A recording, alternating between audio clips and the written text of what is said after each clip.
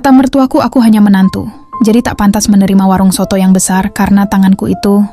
Katanya aku hanya lulusan SMP, berbeda dengan anaknya yang sarjana, yang pasti bisa lebih memajukan warung.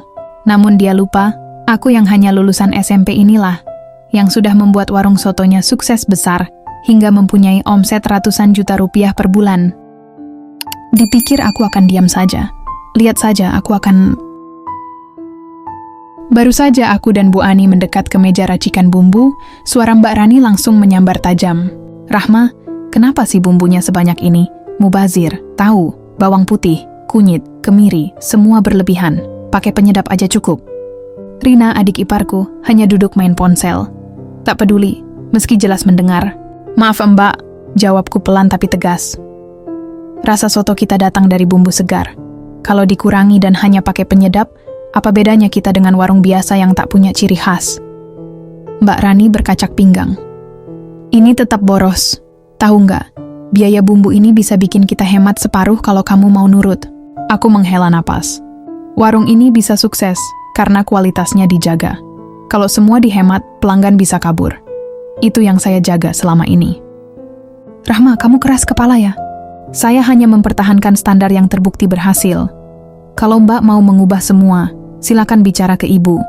Tapi selama saya dipercaya di dapur ini, saya akan lakukan yang terbaik." Suasana hening.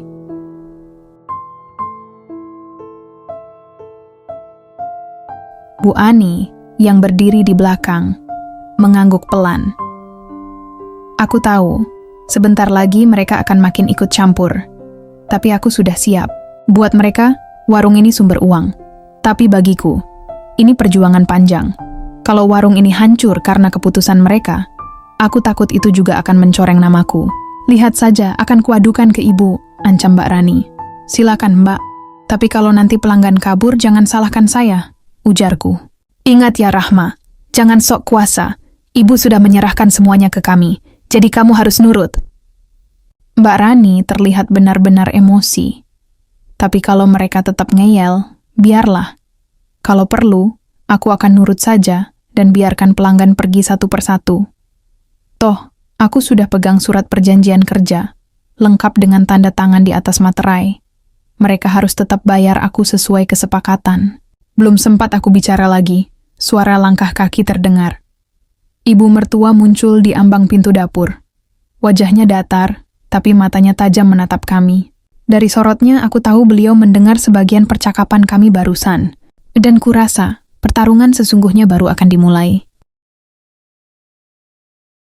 Jangan pernah meremehkan seseorang hanya karena latar belakang pendidikannya. Keberhasilan lahir dari dedikasi, kerja keras, dan kejujuran dalam menjaga kualitas. Kadang, yang dianggap tidak layak justru yang paling berjasa membangun sesuatu dari nol.